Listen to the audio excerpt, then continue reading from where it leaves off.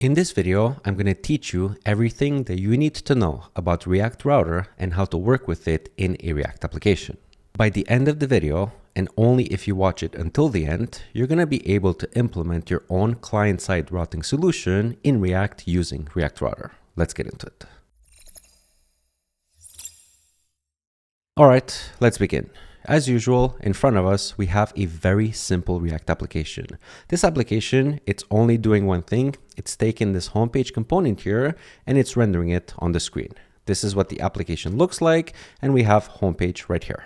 This is the homepage component. It's an empty component. All that it has is one empty h1 tag. And also here at the left, we have two more page components. We have profile page, which is also empty. It just says profile page. And we also have profiles page with an S. This one just has a little bit of code here for the eventual profiles that we're going to implement in this simple application. Our goal for this video is to implement client-side routing in this application. We want to implement a way for our users to navigate between the homepage, between the profiles page, and eventually also be able to get to a profile page of a specific profile. So to do that, the first thing that we have to do is we have to replace this homepage component here in our main.tsx file, which is currently hard-coded to render the homepage component, and we have to replace it with a router from React Router. So the first step for us to do is to come here at the top, and we're going to import create browser router from React Router DOM. And then we're going to come here and we're going to create our actual router. So we're going to do const router equals create browser router. And for now, we're just going to give this an empty array. And later on, we're actually going to implement our specific routes. Now, there are multiple ways that you can create a router with React Router, and this is only one of them. However, this is the recommended way, and this is the way that React Router will recommend if you actually go and look at their docs. This specific router, the browser router, in 99% of cases is the one that you're going to want to use. This is the one that is exactly like your typical browser navigation. You can go back, you can go forward between different routes, and your URL is always going to change and is going to map whatever route you're currently on. But in some cases, that behavior is not what the application needs. And in that case, you have more options of different routers. You have create memory router, you have create hash router, create static router. All of these serve different purposes. And if you want to use any of them, click here, go at the documentation and see what use cases they are made for. Also, it's important to keep in mind that these routers here are the only ones that let you access the new data APIs. Stuff like loaders, actions, and stuff like that are only accessible using this API right here. However, you can also create routers using the old way, using these router components right here and declaring your routes in JSX. This is actually the old way of doing things, and if you've ever seen React Router previously, probably you've seen it like this. You create a browser router, and then you declare your routes inside of this routes component, and for each route you render a route component with the path and so on. In this video, however, we're not going to be doing it this way, and we're instead going to use the create browser router as I've just showed. This is the recommended way, and then we also get access to the new data APIs. Cool. So with that being said, we can now come back to our code and continue our implementation of React Router. The next step for us to do is to replace this homepage component here that is currently hard-coded to render that component with our router so that we can defer the actual rendering of our component to React Router. And for that, we're going to need to import the router provider, a component from React Router DOM, and plug it into our app. So we're going to come here and do router provider and import this directly. And then we are going to replace this homepage with router provider, and we're going to pass it our router like so. What this is going to do is that now we've deferred the entry point to our application to React Router, and using this router here, which we're going to configure in just a moment, we can actually define what components get rendered at each specific path. And also, by the way, this router provider component is built using the context API from React, which if you're not familiar with context and how it works in React, I do have a whole tutorial video on React context that you can watch to get yourself up to speed. So then the next step for us to do is to actually create a route in our router. And we're first going to start with the homepage. So I'm going to come here, I'm going to create an object for a route, and I'm going to give it two properties. The first one is going to be path, and that one is going to be like this, the index. And then we're going to give it element, and we're going to do homepage like this. With this, Now, whenever we are on the index path of our application, React Router is going to render the homepage component. And I can actually check to make sure that this is the case. I can go back to my application, we can go here to our app, and then we can reload. And as you can see in the URL, we are on the index page and we're rendering the homepage component. Let's now do the same thing for the profiles page component, the page that is going to render all of the user profiles. So I'm going to come here, create a new object, give it a path that is going to be /profiles. And then the element is going to be profiles page, and we're going to import this like this. Now, if I go back to our application, I can go to my URL and I can manually change this to profiles. And with this, we are now on the profiles page. We validated that our router works as expected. Now, here's something important that you have to keep in mind when working with React Router. Because this is a URL, I can actually change and put anything I want in here. I can add an extra S. And if I add an extra S, now we're going to go to a root, to a URL that does not map to any component. If I press enter, we get here an error message. And ideally, you actually want to implement your own error element or your error boundary to show something different in case you have a 404 page, just to make it a better user experience for users. And the way that you do that is you come back here to where you have your router defined, and below element, you can add an error element. So we're going to do error element, and for now, we're going to do 404 not found in a simple div. Now, if I go back to the application, we're going to see that we have 404 not found. This is our own custom component. I can put any path in here that I want, and it's always going to render this 404 not found, which is a better user experience. Now, this is great, but we can actually take this one step further. We can further improve the user experience by adding a button here that can send the user back to home, back to a page that is found. Because if a user gets to this page, we can actually consider them as lost, right? They're not supposed to be here, but currently we're not offering any way for them to find their way back. So having a button here that takes you back to the index page is a great way to solve that. So the way that we're going to do that is we're going to come here and take all of this code that renders the not found page, and we're going to turn it into another page component. So we're going to come here to our pages folder. We're going to create a new page. We're going to call this one not found page.tsx. Then I'm going to do here rjsfc, and it's going to create for me a component. We're going to do not found page. And then for the actual thing that we're rendering, well, it's going to be the same thing here. I'm just going to take this whole thing like this, remove it, come here to not found page and paste it like so and save. Then we can go back to main and actually put the not found page here. So we're going to do not found page and then render it like so. And now we've converted our custom code into a custom page component. And here in this component is where we're going to implement our link back to the homepage. Now in React Router, there's a specific way to handle links. You don't use an A tag, an anchor tag directly. You actually use the link component. So let's come here at the top and let's import link from React Router DOM. And actually, I'm going to show you the differences between link and a normal anchor tag. So we're going to come here and we're going to do two things. First, I'll let Copilot be very helpful. Yes, this is the way that you create a link using React Router. You create the link component. You use the link component and then you give it a to property. And this is going to be the path that you want to actually redirect to. And then right below, I'm going to do the same thing, but now with a normal A tag. So I'll come here, I'll do A and then href home. And then we're going to put home as well here. And actually, let's put from A. And then here we're going to put from link, and actually let's put like this. And also what we can do is we can add a class name here. We can do flex call, and we can do gap 2. This is going to give us some basic styles. Now, if I go back here, we have our updates. We have 404 not found from our custom component. And then we have a link here, home from link, and then home from A. If I open up the console here and I actually inspect both of these, you're going to see that this is an A tag right here. If you can see it, this home from link is an A tag, an anchor tag, but so is this one, home from A. They're both anchor tags. So what's the difference? The difference is that this link, this native anchor tag that we have here, is actually going to perform a whole refresh before showing you the new page. This is how links work natively in browsers. You click a link, it opens up a new page, but it does a full page refresh and it requests the whole HTML and JavaScript all over again. Compared to this A tag, which comes from the link component from React Router, this is not going to refresh the page at all, and this is actually going to perform client-side routing. It's going to navigate the page using JavaScript and JavaScript only without refreshing the page.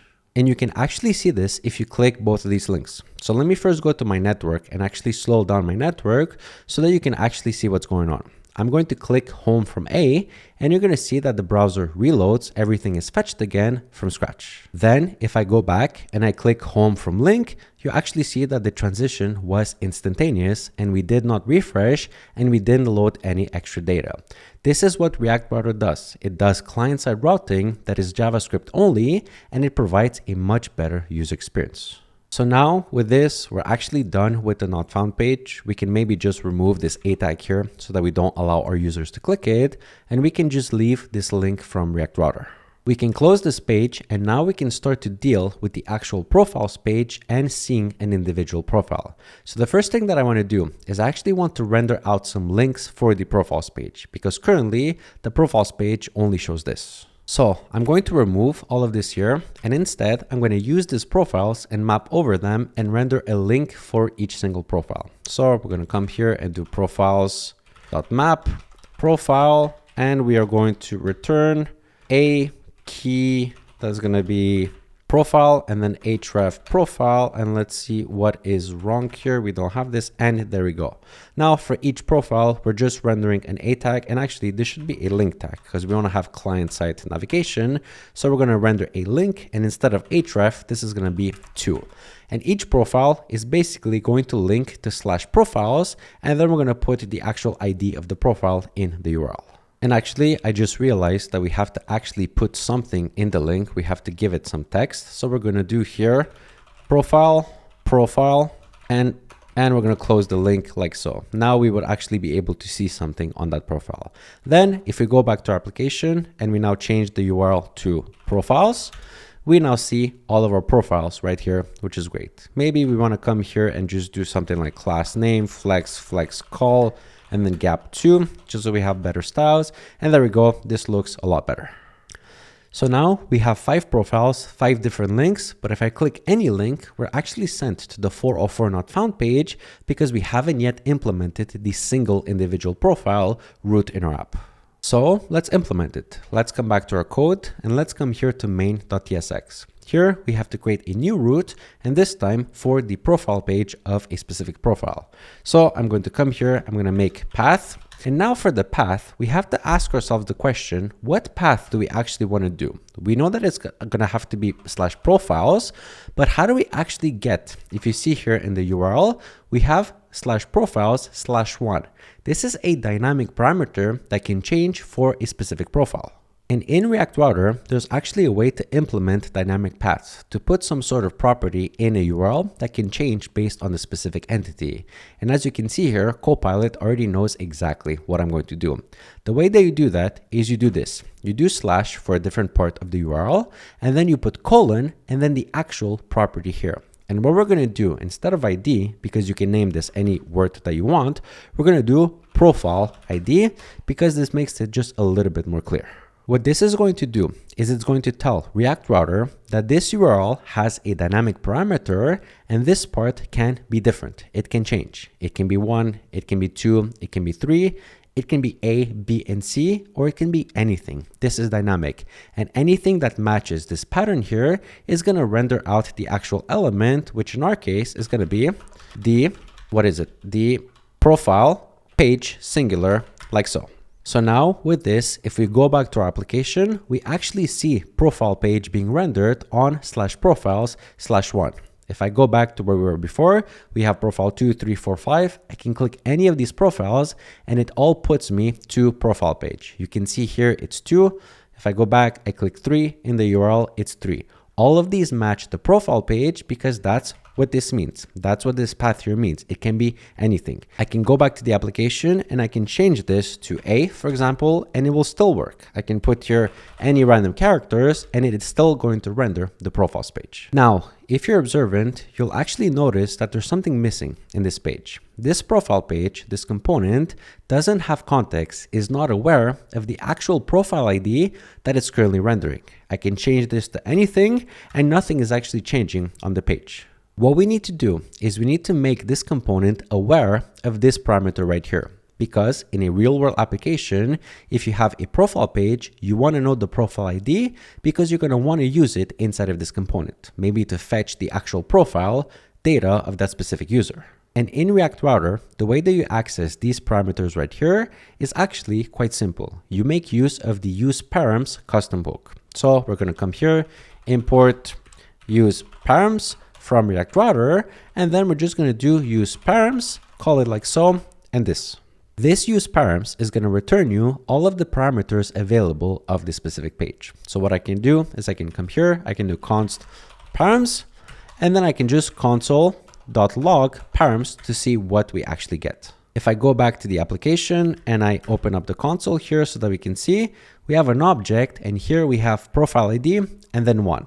If I change this to 2, we get profile ID 2. If I change this to any sort of characters, we get profile ID, all of this gibberish. By using use params, we've now given profile page context of the parameters that are available to this root. So now what we can do is we can get rid of this console log and we can just do here params dot, and this was profile ID.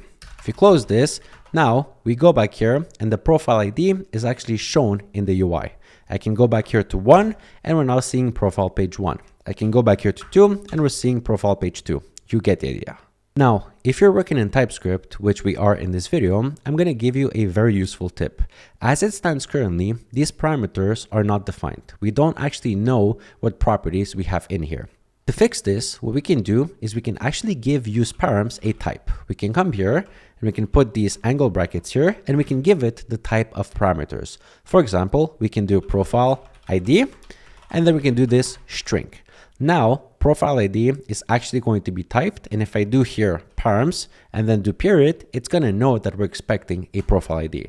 This is very useful in the case where you know what parameters you're actually expecting in this component. You can just give it a type here and then you have automatic type completion in this component. If you're not working in TypeScript, that's totally fine. Just skip this step. It's a small step anyways. So now if we go back to all of our profiles page, and actually I think it's easier to just go here to /profiles, I can click profile 1. I have here profile page 1. I can click profile 2. Profile page 2, and I can do this for all of our profiles and it works as expected. Now, there's one more feature about React Router that I want to show you that you're probably going to want to use in your applications.